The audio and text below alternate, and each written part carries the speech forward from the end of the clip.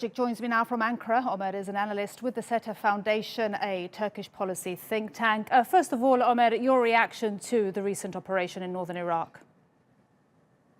So the operation is more of a continuation of the Turkish strategy to combat terrorism in its main area of operation outside of the Turkish borders. So Turkey has been conducting many military operations inside Turkey in the previous years, but now Turkey tries to combat the terrorists outside of its borders. So the operations in northern Iraq have been continuing. There was a continuing air operation of the Turkish armored drones.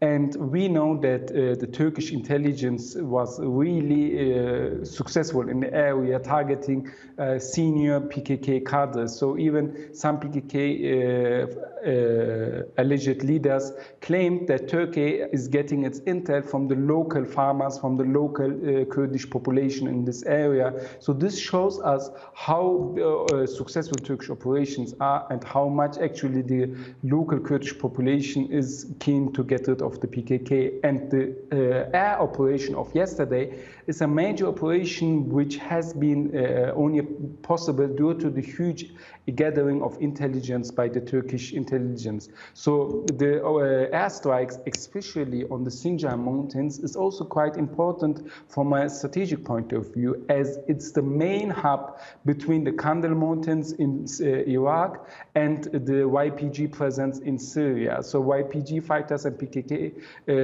militants are crossing via the Sinjar Mountains to both of the countries, and there's an ongoing weapon supply.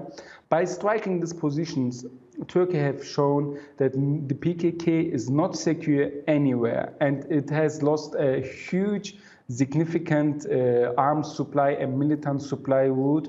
And I think from now on, Turkish armored drones will fly over the area and keep the PKK down after their huge setback yesterday night, because we know from PKK sources that the damage which was being inflicted upon the terrorists was immense. Okay.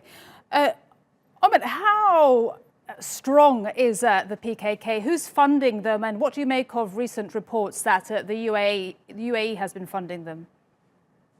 So the PKK has many funding sources. So the main important ones are drug trafficking. The PKK is engaged in an international drug crime. So it goes from Afghanistan to Europe. And the second, one of the other big important financial source is the PKK presence in Europe.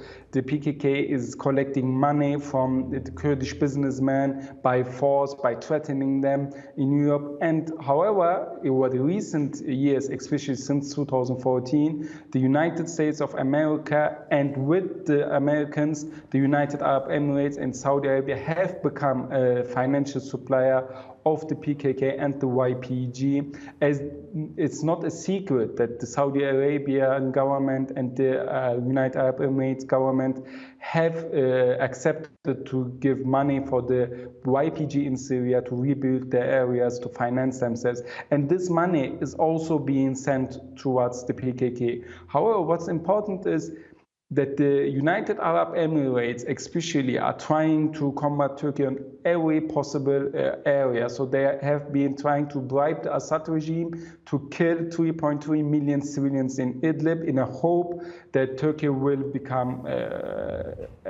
weakened by it. And it would be no wonder or nothing suspicious if the United Arab Emirates have also given the PKK directly money to attack Turkey and to conduct terrorist attacks inside Turkey.